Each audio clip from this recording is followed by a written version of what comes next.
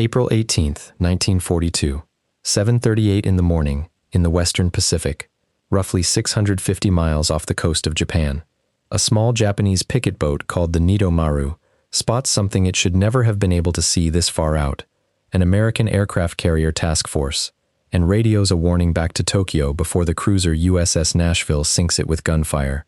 The damage is already done.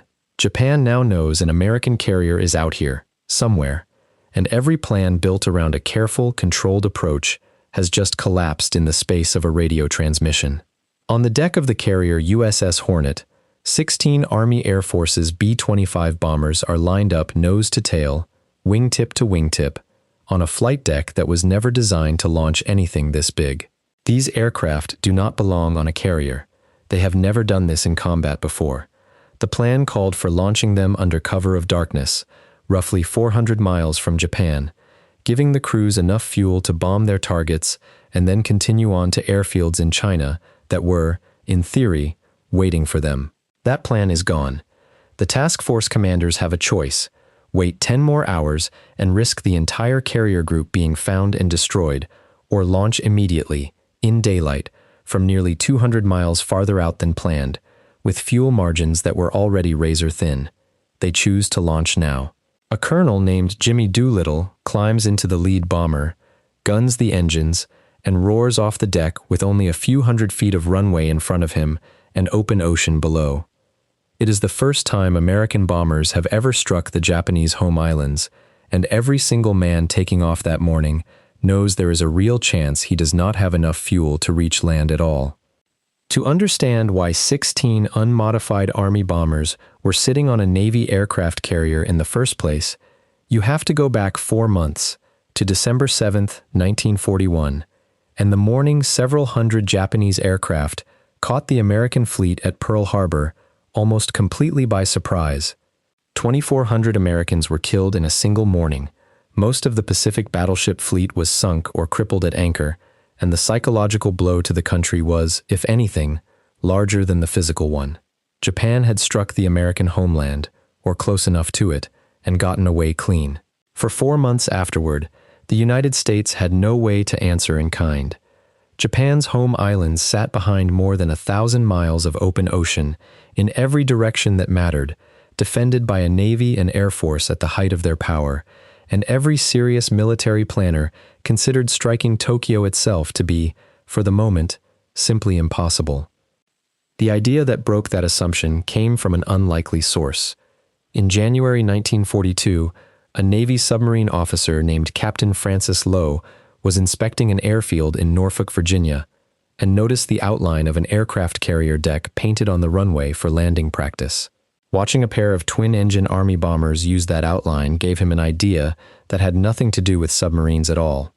What if Army bombers, land-based aircraft with far more range than anything the Navy carried, could take off from a carrier deck, not land on one, just take off, launch a strike, and then continue on to friendly territory rather than trying to return?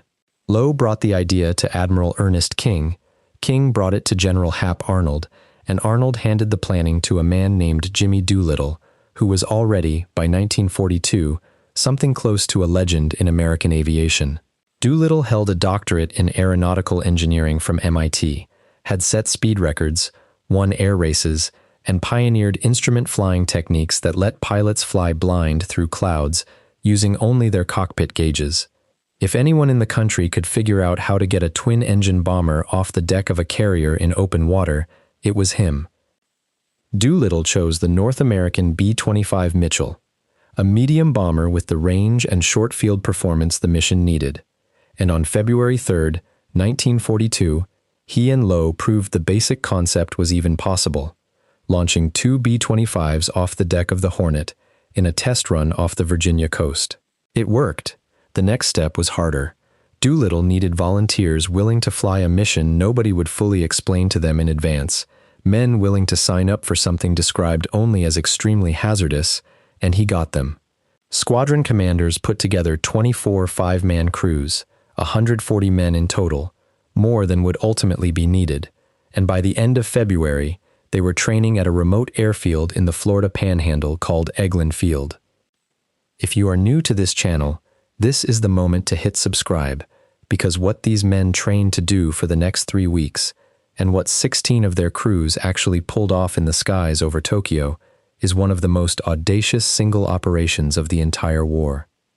At Eglin, the training was built around one specific, terrifying skill: getting a fully loaded bomber off the ground in a few hundred feet, a fraction of the runway a B-25 would normally need. Instructors marked off a short section of runway to simulate a carrier deck and had crews practice takeoff after takeoff, hauling back on the controls at painfully low speed, trusting that the aircraft would fly before it ran out of pavement. They trained in low-level flying to stay under enemy radar, night navigation over open water with nothing but dead reckoning, and low-altitude bombing runs meant to be flown from just a few hundred feet above the target. The aircraft themselves were stripped down and reworked for a mission nobody had ever attempted. Extra fuel tanks were crammed into every available space, including a new 60-gallon tank installed in place of a lower gun turret that Doolittle's crews had decided was more trouble than it was worth, its mechanism prone to jamming at exactly the wrong moment. Weight came off everywhere it safely could. In its place, in a detail that sounds almost too strange to be true, but is thoroughly documented, ground crews mounted broomsticks in the tailgun positions, painted black to look like machine gun barrels from a distance, purely to make a Japanese fighter pilot behind the aircraft think twice before closing in for an easy kill. 16 of the best prepared crews and aircraft were selected for the actual mission. The rest stood down.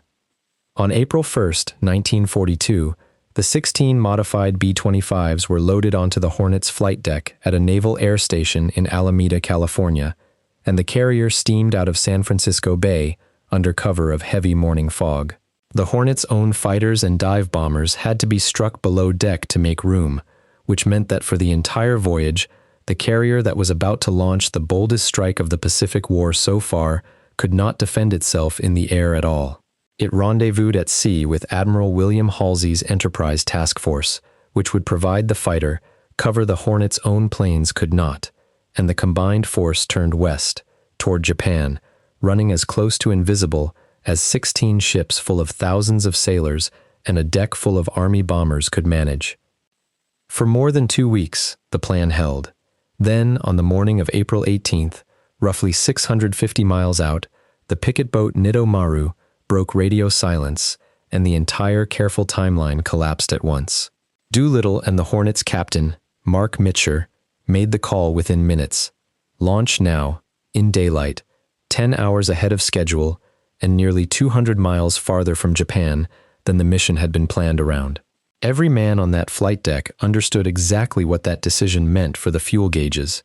The original plan already assumed a tight margin to reach airfields in China after the bombing run.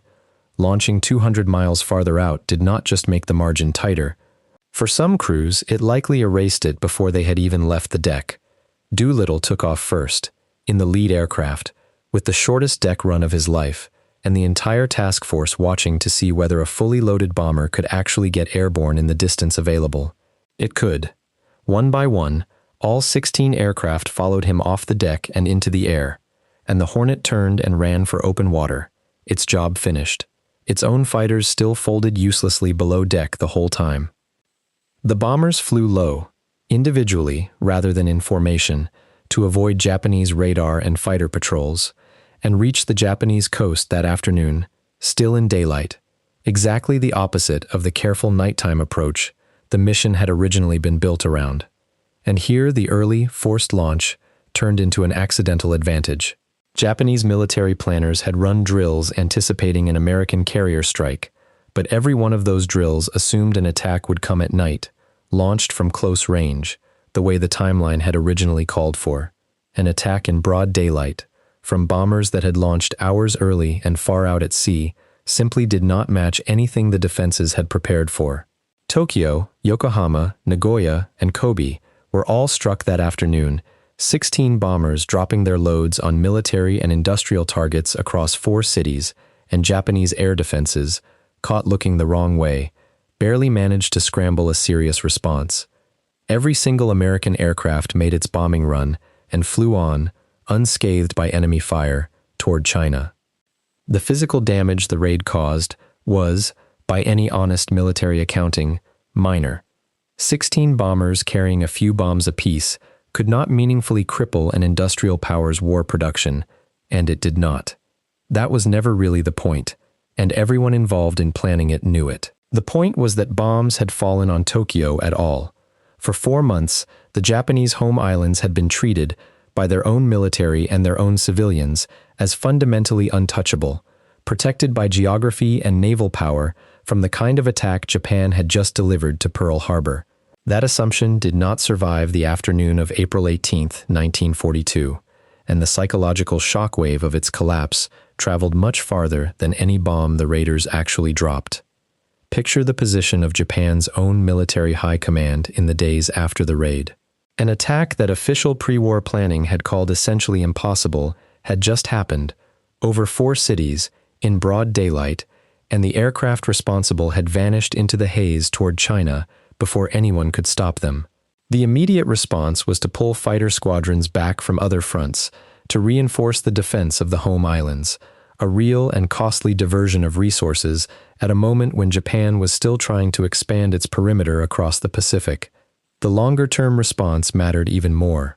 Admiral Isoroku Yamamoto had already been pushing for an operation to draw the remaining American carriers into a decisive battle and destroy them once and for all, and the humiliation of the Doolittle raid gave that plan new urgency inside the Japanese command structure. 6 weeks later, Yamamoto launched the attack on Midway Island that he hoped would finish off the American Pacific Fleet's carrier strength for good. It did the opposite. American codebreakers had already cracked enough of the Japanese naval codes to know roughly where and when the attack was coming, and the Battle of Midway that followed cost Japan 4 of its own fleet carriers and effectively broke the offensive power of its navy for the rest of the war. None of this was the plan when Doolittle's bombers took off from the Hornet, but the raid that could not meaningfully damage Japan's war machine helped provoke the decision that arguably crippled it. For the 16 crews who bombed Japan that afternoon, the cost of the early, forced launch came due almost immediately. Every single aircraft was flying with less fuel reserve than planned, into darkness, toward a stretch of the Chinese coast where the airfields meant to receive them were not fully secured, or, in some cases, not even reachable.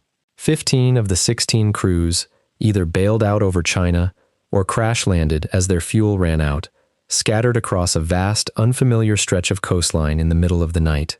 One aircraft, flown by Captain Edward York, came in short on fuel and put down instead in Soviet territory near Vladivostok. Because the Soviet Union and Japan were bound by a neutrality pact at the time, Soviet authorities were legally required to intern York's crew rather than return them to American service, and they spent more than a year in Soviet custody before the NKVD staged an elaborate fake escape, complete with a supposedly bribed smuggler and a border crossing that had actually been arranged from the start, quietly walking the crew across into Iran in 1943 without ever technically violating the letter of Soviet neutrality.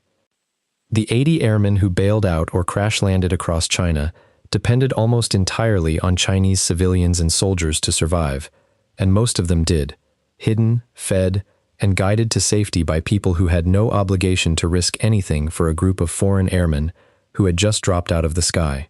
3 Americans died in crash landings or bailouts.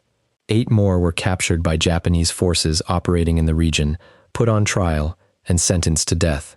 5 of those sentences were later commuted, but 3 men, pilots Dean Hallmark and William Farrow and gunner Harold Spatz, were executed by the Japanese military.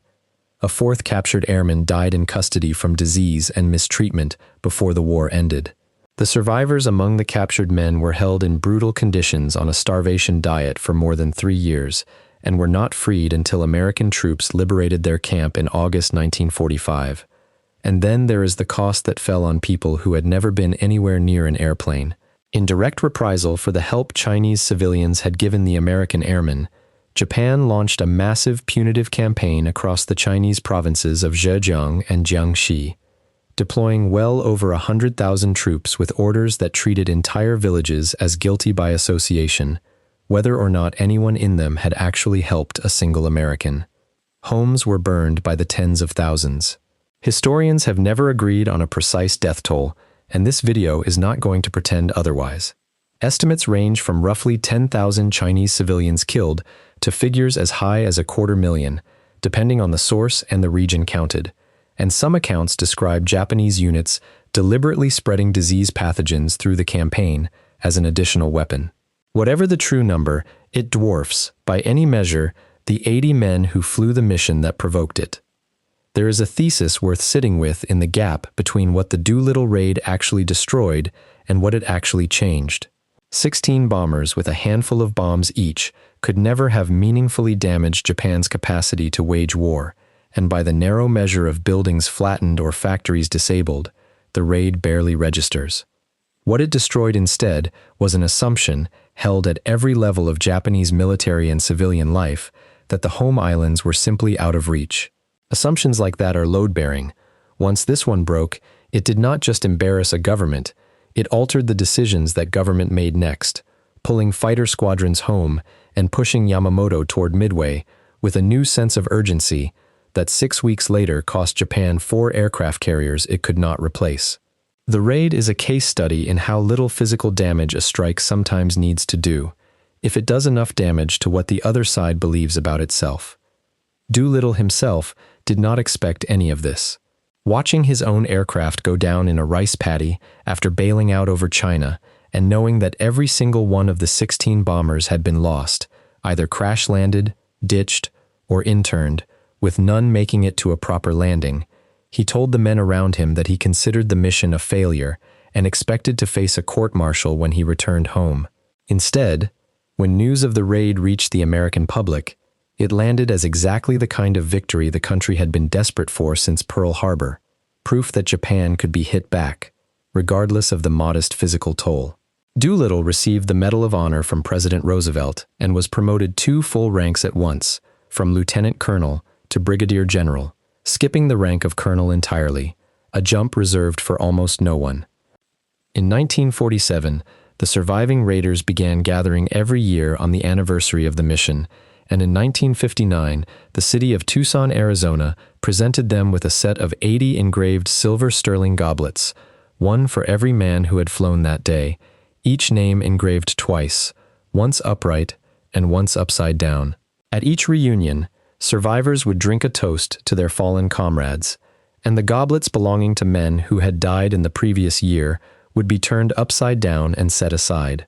A bottle of cognac from 1896, the year of Doolittle's own birth, was set aside years in advance, meant to be opened only when 2 raiders remained to share it. The last surviving raider, Dick Cole, who had flown as Doolittle's own co-pilot in the lead aircraft off the Hornet's deck, died in 2019 at the age of 103. On April 18, 2022, the 80th anniversary of the raid, the final goblet ceremony was held without him, the last toast given not by a raider, but in memory of all of them, 80 men who volunteered for a mission, most of them were never fully told the details of, flying into fuel margins that had just gotten 200 miles worse, because someone needed to prove that Tokyo was not as far away as everyone assumed. Thank you for watching. If this story stayed with you, hit the like button. It genuinely helps this channel reach more people who care about stories like this one. Subscribe and turn on the bell so you catch the next one. I would love to know where you are watching from today, and if someone in your family served in the Pacific during the war, tell me about them in the comments. Those stories deserve to be remembered too. Thank you, and I will see you in the next one.